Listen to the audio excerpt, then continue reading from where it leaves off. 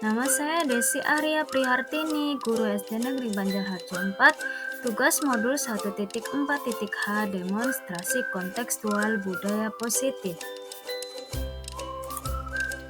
Berikut ini merupakan fasilitator dan pengajar praktik CGP Angkatan 11 kelas 11 135, Ibu Budi Nuryani dan Bapak Winarno. Segitiga restitusi.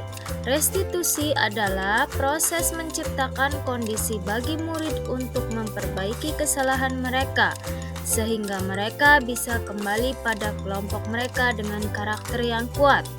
Menurut Goosen tahun 2004, restitusi bukan untuk menebus kesalahan. Restitusi adalah sebuah tawaran dan bukan paksaan. Restitusi fokus pada solusi dan dapat mengembalikan murid yang berbuat salah pada kelompoknya.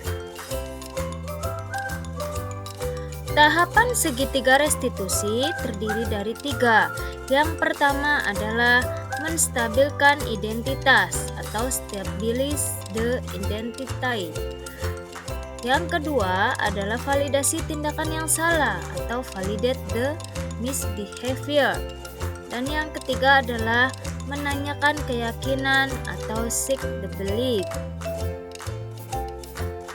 Tahapan segitiga restitusi. Yang pertama adalah menstabilkan identitas. Bagian dasar dari segitiga yang bertujuan untuk mengubah identitas anak dari orang yang gagal karena melakukan kesalahan menjadi orang yang sukses. Tahapan yang kedua adalah validasi tindakan yang salah. Setiap tindakan kita dilakukan dengan suatu tujuan, yaitu memenuhi kebutuhan dasar. Kalau kita memahami kebutuhan dasar apa yang mendasari sebuah tindakan, kita akan bisa menemukan cara-cara paling efektif untuk memenuhi kebutuhan tersebut. Tahapan yang ketiga adalah menanyakan keyakinan. Teori kontrol menyatakan bahwa kita pada dasarnya termotivasi secara internal ketika identitas sukses telah tercapai atau langkah 1 dan tingkah laku yang salah telah divalidasi atau langkah 2, maka anak akan siap untuk dihubungkan dengan nilai-nilai yang dia percaya dan berpindah menjadi orang yang dia inginkan. Pada kasus yang pertama, ada 2 siswi kelas 3 yaitu Zakia dan Raisa yang bertengkar karena Raisa mengejek Zakia. Akhirnya, Zakia menarik kerudung Raisa hingga menangis. Zakia kesal karena Raisa meledek dengan kata-kata "dasar sok cantik". Berawal dari ejekan tersebut, keduanya saling berbalas menarik kerudung hingga keduanya menangis. Kemudian salah satu siswa kelas 3 melaporkan kejadian tersebut kepada Bu Desi. Atas laporan siswa yang bernama Ciko, maka Bu Desi mencoba menemui Zakia dan Raisa untuk berbicara dan menyelesaikan permasalahan yang terjadi dengan segitiga restitusi.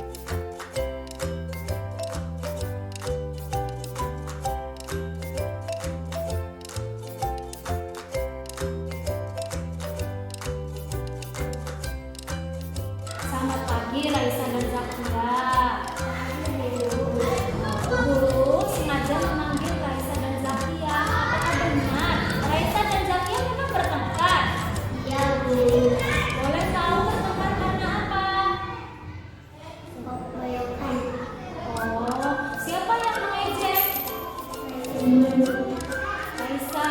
Raisa mengejek Zakia. Kemudian apa yang dilakukan Zakia? Narik kerudungnya Raisa. Oke, jadi kejadiannya karena Raisa mengejek Zakia sehingga Zakianya kesal begitu. Akhirnya menarik kerudungnya Raisa. Oke, kemudian apa yang dilakukan Raisa?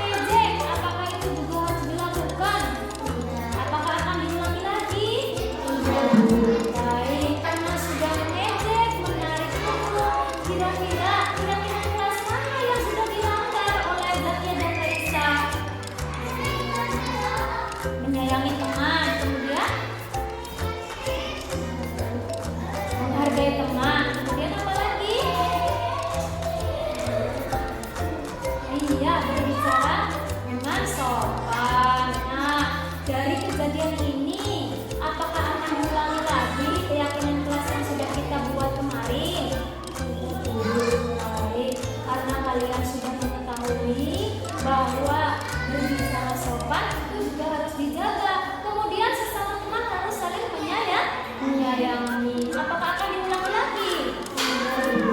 Baik, supaya hubungannya apa namanya kembali akur lagi, kalian harus melakukan apa? Siapa yang minta maaf? Bisa coba tunjukkan sikap maafnya.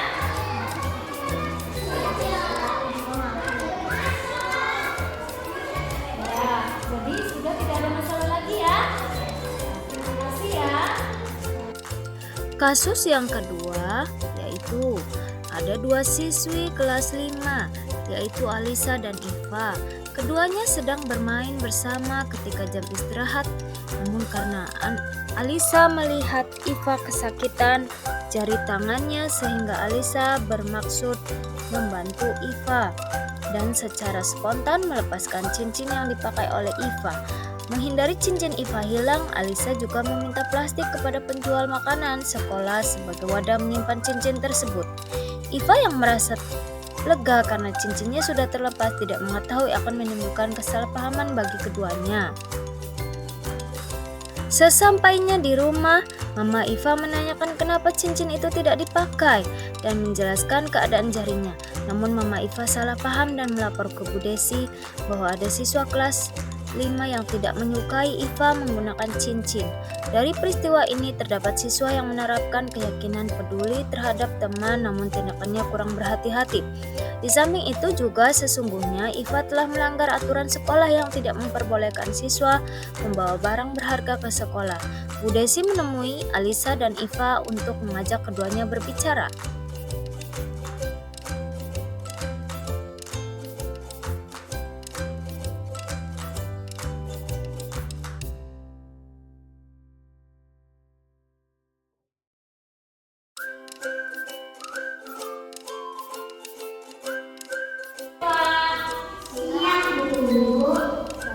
Bagaimana kabarnya hari ini? Baik. Boleh kita ngobrol sebentar? Boleh. Bu, kok dapat kabar? Katanya ada siswa kelas 4 yang tidak suka kalau temannya pakai cincin. Memang ada yang pakai cincin ke sekolah? Ada. Siapa? Saya. Oh, Iva pakai cincin. Kemudian, katanya ada teman yang nggak suka Iva pakai cincin. Itu maksudnya gimana? Boleh nggak diceritain ke Bu Desi?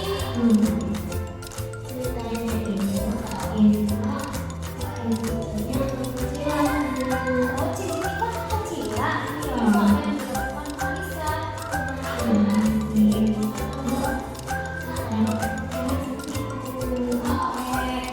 Boleh dulu perjelas ya.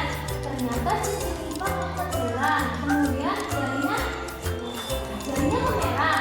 Kesakitan Ivanya. Oh, berarti Alisa maksudnya baik ya, ingin membantu melepaskan cincin dari Iva. Oke. Memangnya cincinnya Iva hilang? Cincinnya tidak hilang kan? Iya. Tapi apakah menggunakan cincin ke sekolah itu diperbolehkan? Jadi Iva sudah tahu ya kalau menggunakan barang berharga ke sekolah juga tidak boleh ya. Itu salah satu aturan di sekolah. Nah, kemudian perlu perjelas lagi. Mungkin maksudnya Alisa itu baik ya, peduli begitu ya, sayang sama teman begitu ya. Tetapi ada kesalahpahaman. Nah, dari kejadian ini, guru ingin mengingatkan lagi bahwa kita sebagai warga di sekolah harus menaati aturan di sekolah. Salah satunya apa ya? Betul sekali. Kemudian tadi keyakinan kelas yang sudah kita sepakati bersama, kita yakini bersama bahwa peduli kepada teman, sayang kepada teman itu memang harus diyakini bersama. Tetapi kadang-kadang nih perbuatan kita ini akan menimbulkan kesalahpahaman. Maksud dan tujuannya bagus, Alisa membantu, begitu ya. Tetapi harus lebih berhati-hatilah. Biarkan Iva nanti melepaskan cincinnya di rumah biar mamanya tahu, begitu ya. Paham nggak Alisa?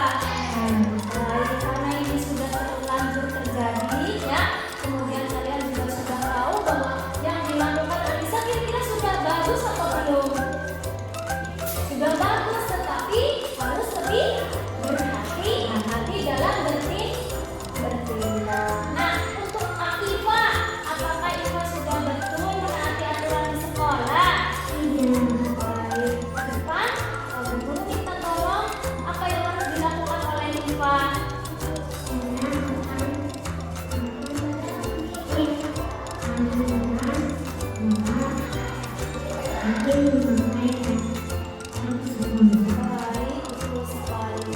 Nah, karena sudah selesai, maka ini sudah selesai ya. Nah, lain kali kita juga harus peduli sih kepada teman saya, kepada teman, tetapi tindakan kita harus di dipertimbangkan ya, agar lebih berhati-hati supaya tidak terjadi kesalahpahaman. Nah, barangkali nih karena tadi kepeduliannya Alisa menimbulkan cincinnya hilang, tapi sebetulnya cincinnya tidak hilang ya. Cincinnya hilang atau masih? Tidak ya, baik.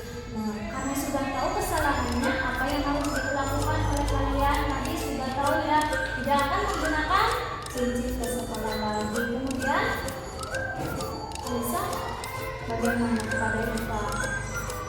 Boleh dilakukan? Ya, silakan.